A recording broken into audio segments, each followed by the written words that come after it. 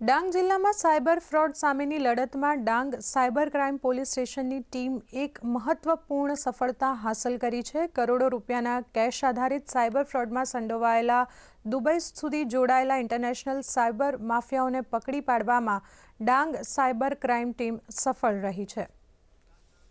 ડાંગ જિલ્લા પોલીસ દ્વારા ગયા મહિને એક ડાંગ જિલ્લાના વતની સાથે થયેલા સાયબર ફ્રોડનો ગુનો નોંધવામાં આવ્યો હતો, જેની તપાસના આધારે એક પંકજ કથિરિયા નામના વ્યક્તિની ધરપકડ પણ કરવામાં આવેલી હતી, જેની પૂછપરછ કરતા અને આગળ પોલીસ તપાસ કરતા અન્ય બે આરોપી ચેતન ગાંગાણી તથા ગૌરવ કાકડિયાની ધરપકડ કરવામાં આવેલ છે। આ બંને એ સુરતના વતની છે, જે પૈકી ગૌરવ કાકડિયા એ હાલ દુબઈમાં લેપટોપ તથા આઈફોનનો બિઝનેસ કરે છે।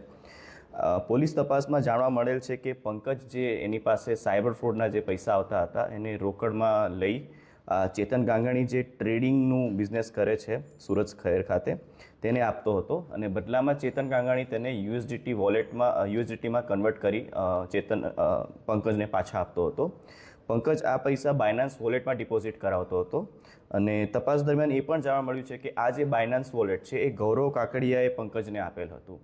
હવે આગળ બાયનાન્સ વોલેટમાંથી આ ફ્રોડ મની એ યુએસડીટી થ્રુ આગળ ક્યાં જાય છે તે હાલ તપાસનો વિષય છે।